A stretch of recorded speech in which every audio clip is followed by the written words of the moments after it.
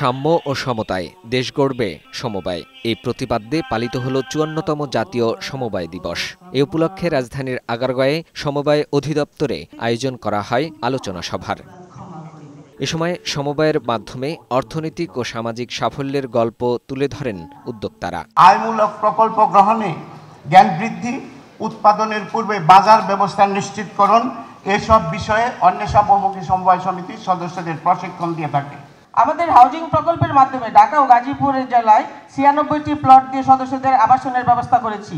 সমিতির মাধ্যমে নারীর ক্ষমতায়ন করতে সক্ষম হয়েছি, যার বহিঃপ্রকাশ আমাদের বাড়িধারা মহিলা সমবায় সমিতি। সমবায় অধিদপ্তরের নিবন্ধক ও মহাপরিচালক মুনিয়া হাফিজ বলেন, সমবায় ব্যবস্থা মানুষকে শোষণ ও বৈষম্য মুক্ত করে অর্থনৈতিক ন্যায্যতা প্রতিষ্ঠা করবে। উদ্ভাবন ও সমবায় মূল্যবোধের আলোকে সমবায় অধিদপ্তর অনলাইন ভিত্তিক এবং নাগরিক বান্ধব সেবা প্রদানের কাঠামো গড়ে তুলছে, যা দেশের কোটি কোটি সমবায় সদস্যকে আরও শক্তিশালী ও আত্মবিশ্বাসী করবে। একটি সুখী ও সমৃদ্ধ দেশ গঠনে সমবায় অধিদপ্তর ও সমবায় সমিতির সম্মিলিত প্রচেষ্টার তাৎপর্যপূর্ণ ভূমিকা রাখতে সক্ষম হবে।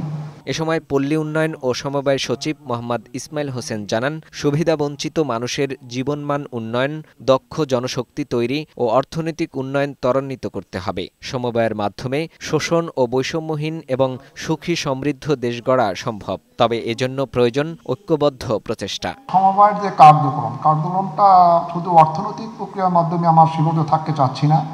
এটা অর্থনীতির একদিকে, পাশাপাশি সামাজিক আন্দোলন, সহযোগিতা এবং ভ্রাতৃত্ব প্রতিষ্ঠার একটা উদ্যোগ। বৈষম্য দূরীকরণার্থে কাজ করবে এবং উন্নত ভবিষ্যৎ গঠনে সহায়ক ভূমিকা পালন করবে। আত্মনির্ভরশীল দেশ গড়তে কৃষি, মৎস্য, পশুপালন, সঞ্চয় ও ঋণদান এবং কুটির শিল্পকে সমবায়ের আওতায় পরিচালনার উপর গুরুত্ব আরোপ করেন বক্তারা।